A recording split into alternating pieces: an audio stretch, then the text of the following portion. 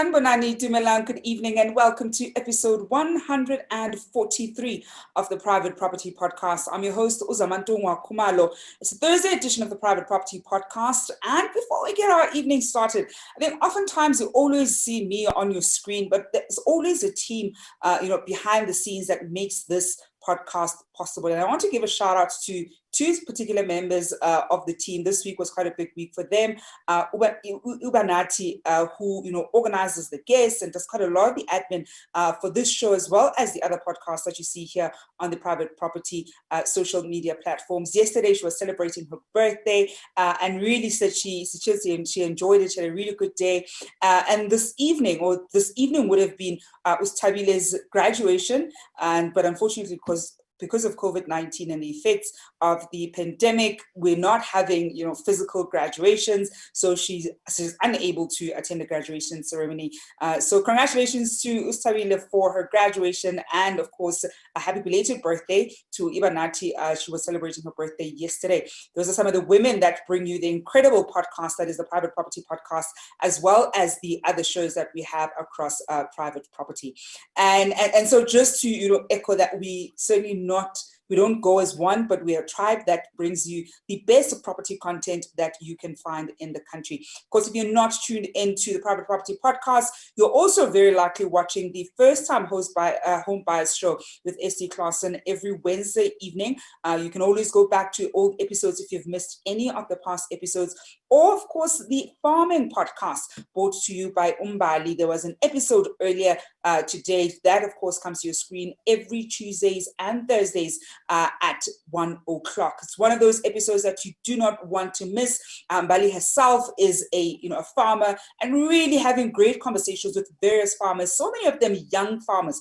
I think with today's episode was particularly interesting. Speaking to young people and the various ways that they are farming, the different opportunities that are in farming, and the various things that you can learn in the event where you want to go into farming. And over the weekend, we never leave you alone. We have the Developers Show with Chad, also at 1 o'clock every Saturdays and Sundays. So we always have something in offer for you on private property. Those are some of the shows that you can look forward to here on the Private Property Podcast. And this evening, we're looking at something that a lot of sellers have to encounter. So if you've ever sold a bonded property or you're about to be selling your bonded property, you do not want to miss this podcast. We're looking at the ins and outs of the bond cancellation process. If you don't know what bond cancellation process is, then do stay tuned to find out what exactly that is and what it entails. And to help us better understand what the ins and outs are and all the things that we need to be looking forward to in the event where we're going to be, selling that bonded property, and also as a purchaser to understand what's happening on the other side as you are buying a property that is still bonded. I think this is also going to be of benefit to you, because sometimes a transaction can be delayed and it's not because of you, but it's certainly about the activity that's happening on the other side. So having a better grasp of what exactly that is becomes so crucial. And to better help us understand this, I'm joined this evening by Peter Dykes, who's the director of Dykes van Heerden Incorporated. Peter, good evening and thank you so much for joining us. Good evening. Thank you for the opportunity to join you. It's only a pleasure, Peter. I think when I think about, I was saying off air, I'm currently, selling a property, and I think this is an episode that's going to be so beneficial because you also want to get a nice refresher. I mean, you certainly know the steps and process, but it's such a good refresher to have a good grasp as a seller who's selling a bonded property about what exactly is going to be happening. I've done quite a lot when it comes to home ownership. I've bought, I've rented, I've never sold. So I think this is going to be an interesting experience for me. After this, I would have pretty much done just about all of it and would have a nice, intimate understanding of it. Perhaps let's go through almost from the top, that when we are selling our bonded property, what exactly happened? When we talk about the bond cancellation process, what does it essentially mean? Because I'm sure that people at home are thinking, okay, what is even bond cancellation exactly? Okay, well, maybe we should just start a little bit to explain what a bond is. When a person buys a property, generally speaking, they need to loan money from a bank or somebody in order to pay the purchase price. And the bank that loans the money wants security. So what they do as security is they register what's called a mortgage bond over the property, which means that that is their security over the property. And in the event that the property is sold, whether in execution or otherwise, for practical purposes, the first lot of money from the purchase price up to the amount of the bond will go to the bank so that the bank is protected. So the result is that when you sell a property, you have a bond registered over that property. And as a result of that, the property can't be sold unless and until that bond is actually cancelled. So there's a process in terms of which that existing bond then has to be cancelled in the deeds office and before the property itself can be transferred. Now, when I say before it's transferred, all these things happen simultaneously, because what normally happens is that when you sell the property, your purchaser gets a bond, so that it gets a loan, which the bank that gives the loan wants to have a bond registered over the property. They're not going to register the bond until the existing bond is cancelled, and then of course you have to have a transfer. So what happens when the people go to the deeds office is that the existing bond gets cancelled, the new bond gets registered, and the transfer takes place basically simultaneously. But you won't be able to do the transfer to the new purchaser unless the existing bond has been cancelled. When I say existing bond, there could be more than one bond, but each bond has to be cancelled. Mm-mm. And then let's look at then, the process of cancelling that bond, because oftentimes when you are buying a property, and we speak quite a lot about it here on the Private Property Podcast, we've taken our listeners through the steps of what happens when you're buying a property. So in the event where you're buying it via a bond, you know that you're going to be paying your transfer attorneys, you're going to be paying the bond registration attorneys. So there's an intimate understanding of the attorneys that are registering your bond and the transferring attorneys, but we haven't really explored what's happening on the bond cancellation side and almost the steps that the bond cancellation attorneys effectively go through to ensure that that bond is adequately cancelled before, of course, it's transferred to the purchaser. Okay, so what's interesting is that generally, of course, the purchaser would pay the cost of transferring the property into their name and would pay the cost of registering the new bond over the property. However, the seller is liable for the cost of cancelling the bond that is over the property. So sometimes sellers don't realize that they have to account for that cost. So it's just something to be aware of. As a general rule, and it varies from firm of attorney to attorney, but as a general rule, it will cost about 4,500 Rand to cancel one bond. If there's more than one bond, the second bond it goes right down to about 400 Rand, and the third bond as well. So that's just something to bear in mind in regard to it. Now, from a seller's point of view, there's a couple of things to remember. When a bank loans money, it loans it on the basis that the loan is supposed to be in existence for 20 years or 25 years or 30 years, but generally speaking, a minimum of 20 years. So the bank is not very keen about cancelling the loan before the time period is up. As a result of that, if you want to cancel a bond before the 20-year period is up, the bank is entitled, in terms of the National Credit Act, to charge certain penalties. And they're entitled to charge, for a bond that's over 2 years, they're entitled to charge basically a 90-day penalty, which is effectively the interest for the 90-day period. So it's very important from a seller's point of view that if you are going to sell your property, you advise the bank as early as possible so that 90-day period runs. And you must make sure that the bank is aware that you've advised them, because obviously it's no good you phoning in and nobody's recorded it. So make sure that the bank is aware that you want to cancel a bond, and then they would that 90-day period would run from there. The good news is that you don't have to wait the full 90 days. It's done pro rata. So if you were to cancel a bond after 80 days, you'd only pay the penalty interest for the 10 days. If the bond is less than 2 years in existence, then the bank is also entitled to charge another penalty interest because it's less than 2 years, and that's basically the equivalent of 1% of the amount that's outstanding. So for those reasons, it's important to bear that in mind, because it will affect the actual amount that you actually are going to get out from the actual proceeds of the sale, because of the fact that you need to pay the bank those amounts. The banks don't charge those amounts if it's a deceased estate or if it's a sequestration. And the banks have various rules. Generally speaking, if you take a bond to buy another property from the same bank, they will generally waive those penalty interests, but that's not a given. That's within their entitlement to do that. But generally speaking, they will need to assist you if you are selling one property and buying another property.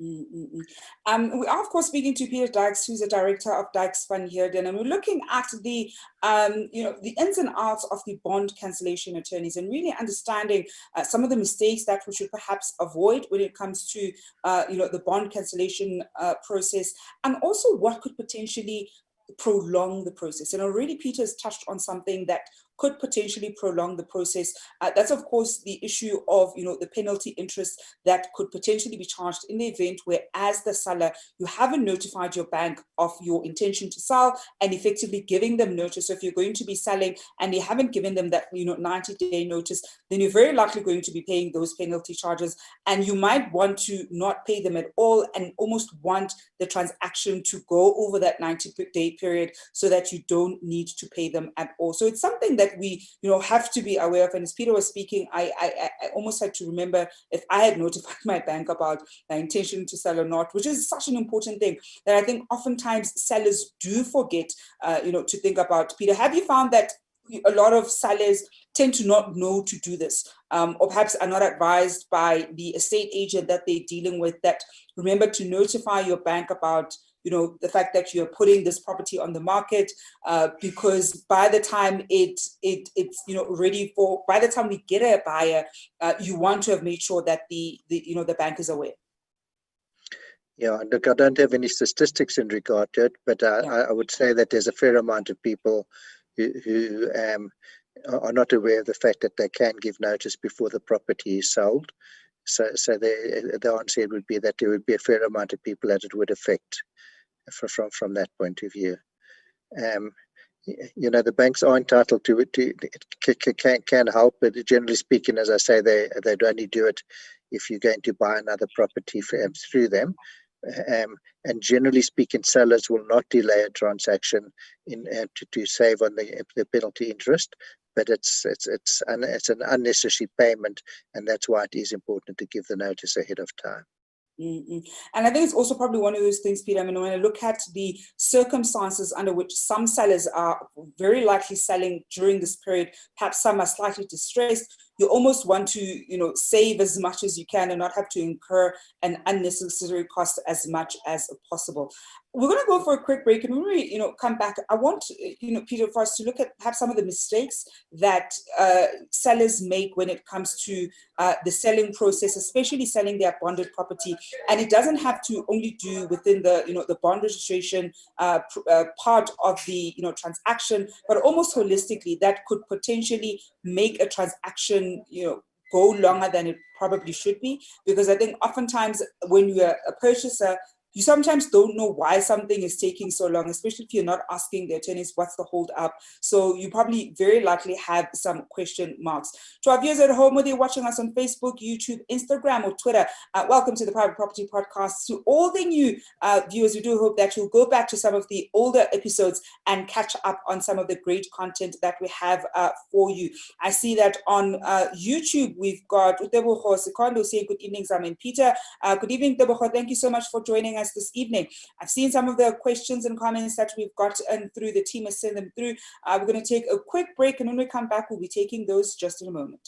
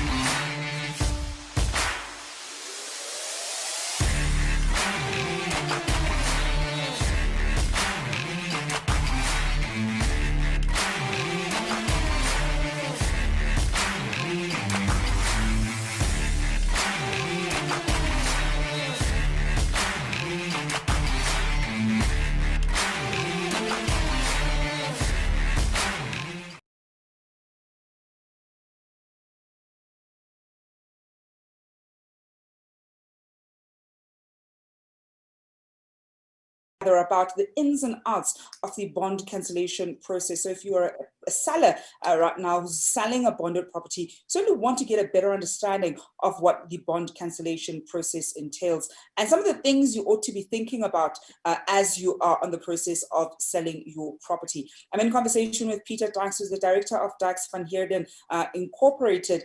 And Peter, one of the really great things that you touched on earlier was around, penalty interest and just understanding what it entails in the event where you don't know about it. I like how you said not a lot of sellers would necessarily delay the process because of it, but I think it is a good one to know as a seller at the back of your mind that the moment you start, wanting to put your property on the market, already alert the banks, before probably even the ad goes up. It doesn't hurt you at all. If anything, it very likely benefits you. I want to perhaps explore, Peter, what are some of the other reasons, perhaps relating to the bond cancellation process, that may potentially delay the bond cancellation process? Because oftentimes we know what could delay things, let's say from the buyer's side, but we don't sometimes think about some of the delays that could potentially be from the seller's side. Well, if you're talking directly about the bond cancellation side, the two things that could delay it would be the fact that it's possible, hopefully not likely, but possible that the bond could have been lost, and as a result of the same, one has to then apply for a duplicate bond.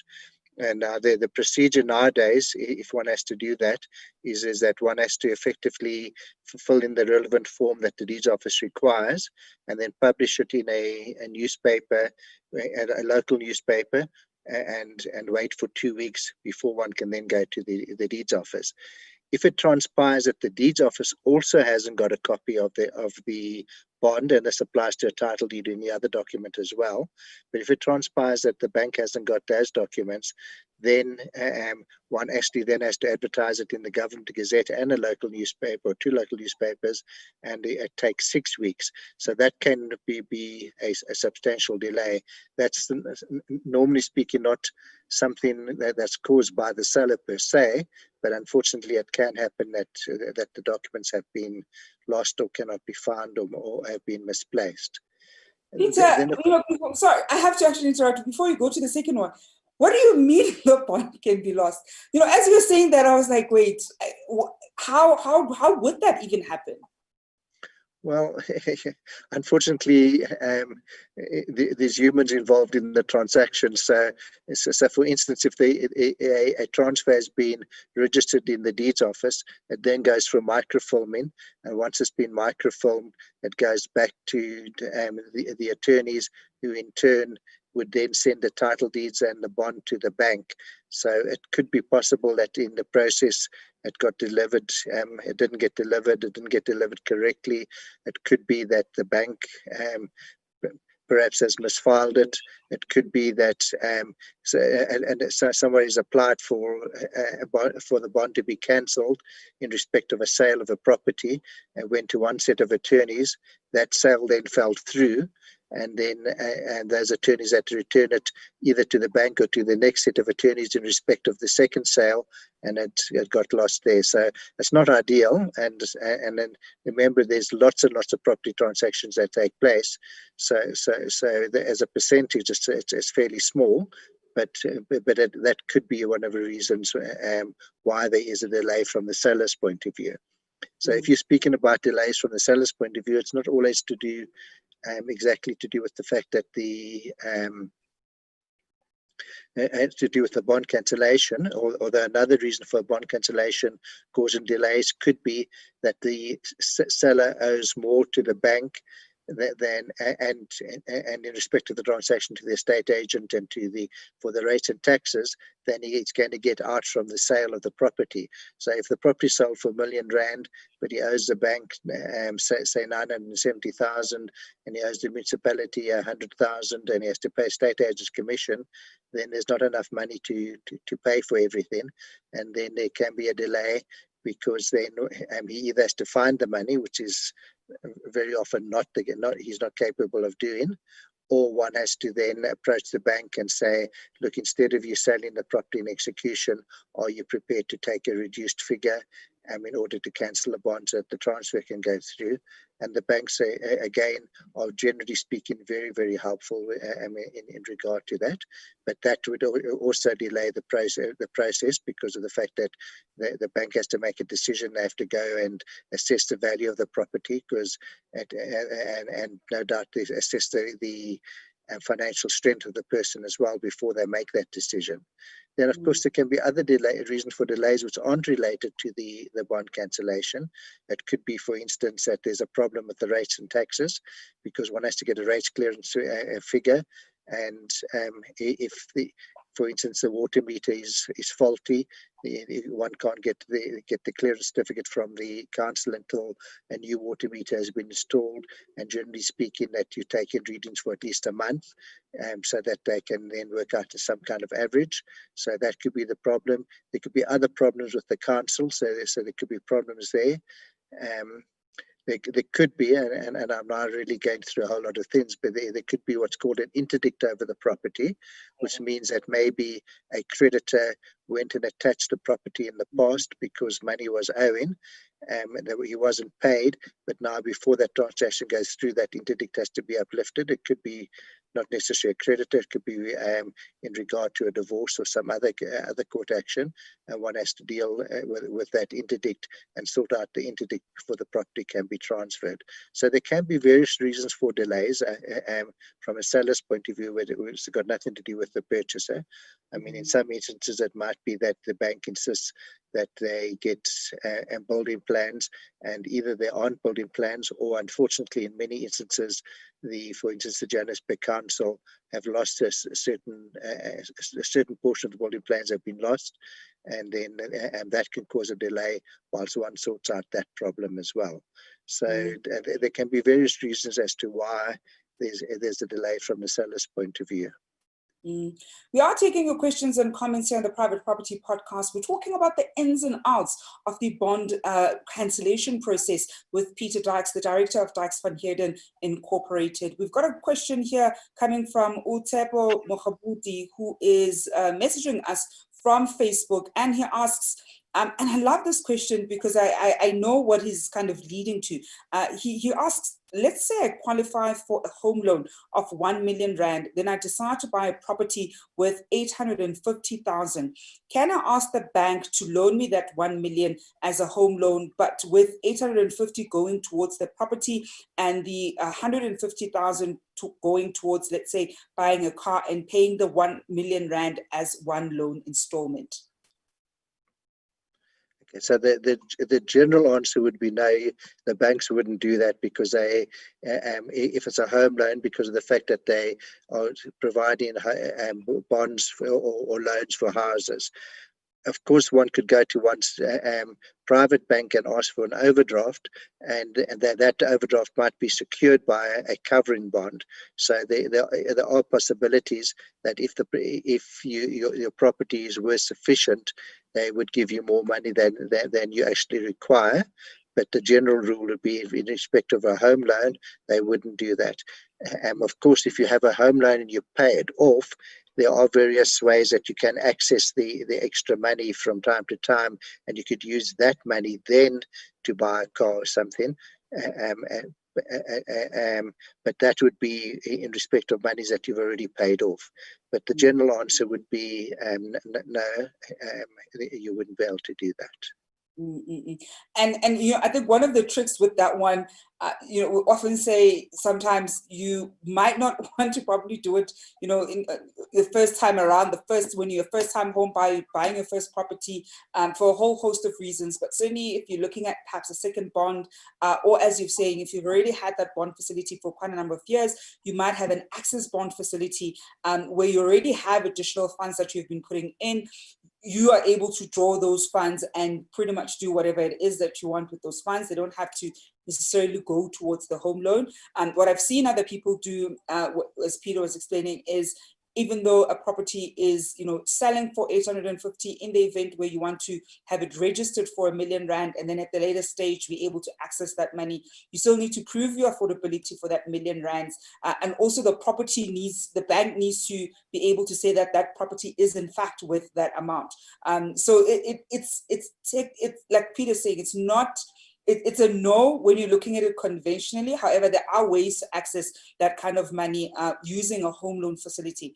And I think that's why sometimes people tend to talk about, that home loan facility being a bank. It's about the various creative ways that you're able to access certain funds from it.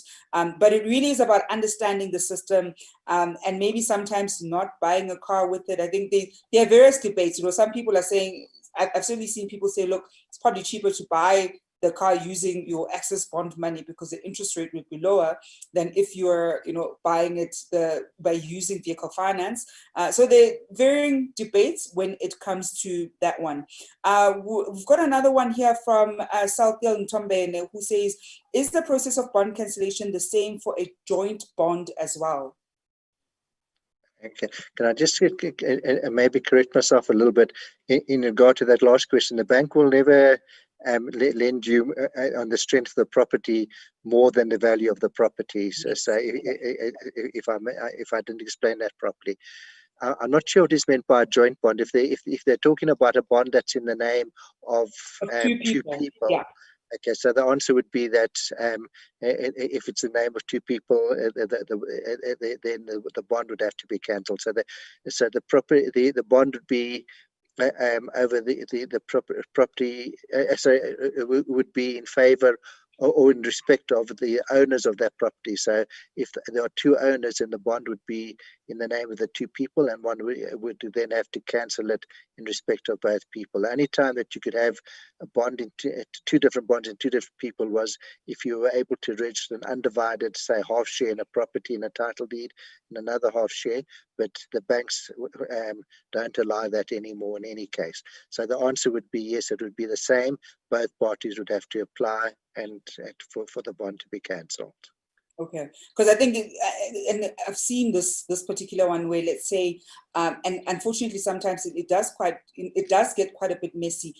Suppose you've bought a property with your partner, and let's assume in this instance you're not married to your partner, but you have a joint bond, and you now no longer want anything to do with the particular bond. So having it cancelled, let's say it's being sold, and needing your partner to essentially be there to make sure that everything also gets signed, because the property essentially is in both your names as opposed to being only in one person's name, does tend to come with its own headaches. And I've seen a lot of property transactions from both the buying and the selling side, not go as according to plan, because there's a holdup from one of the two parties that sometimes isn't particularly happy with the transaction that is happening.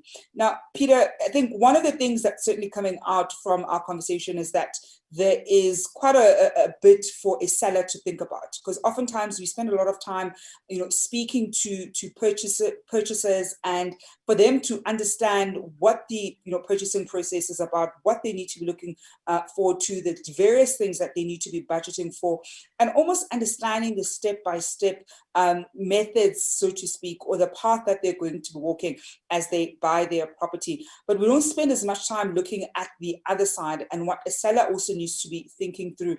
I know that at Dykes van Heerden Incorporated, you have what you call the DDH upfront. Perhaps tell us a little bit about that, because I think it's such a great way for sellers to be able to just get a sense of what the process is going to be like and what you already need to be prepared for as you are selling your property. Well, generally speaking, when you sell a property, the transfer goes to the attorney, and then the attorney at that stage finds out what problems there are. There may be problems, as you said before, with the council because the water meter isn't working. There may be problems because you haven't got the proper plans. You may not have given your 90 days notice. So the idea behind DVH up front is that one starts dealing with the problems from the day that you decide to sell your property, so that you can then sort out these problems before you sell the property, so that the transfer goes through quicker. So effectively, for a small fee, we would then check to see whether there's a problem with the councils and with the account. You check up on if the client wants it on the question of the building plans. You'd give the notice to the bank. You would check if it is in the name of a trust, what resolutions are required. You check on the authority of the company as a closed corporation. In other words, one prepares the transaction so that if your property gets sold 3 weeks later, you've already been dealing with the problems for 3 weeks, and the transaction in theory then should go through at approximately 3 weeks quicker. So that is the idea behind it, as a service for sellers, so that the sellers can make sure that they try and minimize any delays from their side. Obviously, it doesn't minimize delays from the purchaser side, because and the purchaser still has to go through their procedure. But you don't want to have a situation where you sell a property for cash. It should go through in 6 weeks, but because you have a problem, say with the council, for instance, the transfer takes 3 months or something of that nature. That's the general idea behind it, basically. Well, Peter, that's a great note to leave this conversation on. Thank you so much for joining us and clarifying what we need to be aware of when it comes to all things relating to bond cancellation. Okay, well, thank you very much. I'm sure there's quite a few things we haven't covered, but we've only got a limited time. So thank you very much. I really appreciate the opportunity. It's only a pleasure, Peter. If anything, we'll definitely bring you back on. I think legal matters when it comes to the property process is one of those things that we always have issues with, and we always have our listeners at home wanting to better understand how they can navigate the legal aspect of their property journey as much as possible, whether it's bond cancellation, or certainly when we're looking on the other side, when you're a purchaser and looking at what are the various steps and if there are any hurdles along those steps. Well, ladies and gents, that's it from us here on the Private Property Podcast. It has been a pleasure to be with you. We're back again on your screen tomorrow evening at 7 p.m. to end off what's been a really incredible week here on the Private Property Podcast, not just on screen, but also behind the scenes. That's it from me, Zama, and as usual, hoping you're staying home and staying safe.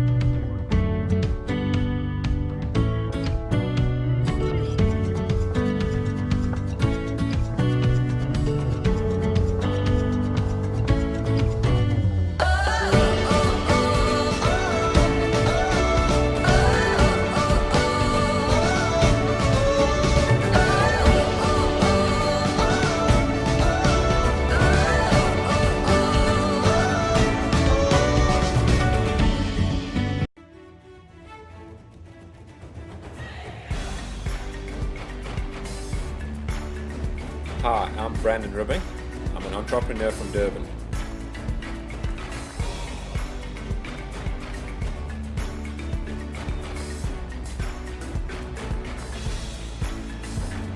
The suburbs of Berea and Morningside are built on a natural ridge that overlooks the home of the Sharks, the Moses Mabhida Stadium, Durban Country Club. It's just got an incredible outlook elevated over the city.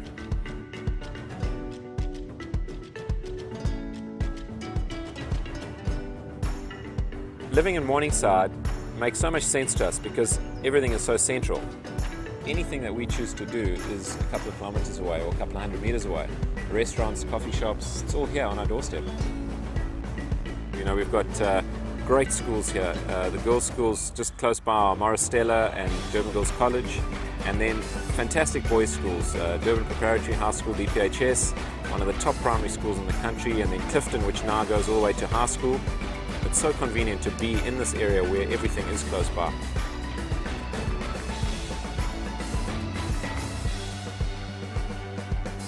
Some of our closest friends stay just across the Umgeni River in Durban North.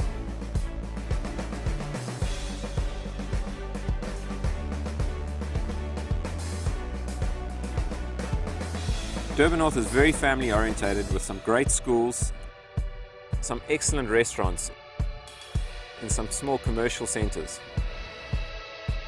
The promenade along Durban's beachfront, also known as the Golden Mile, got an incredible facelift for the 2010 World Cup and today is used by all of Durban's population.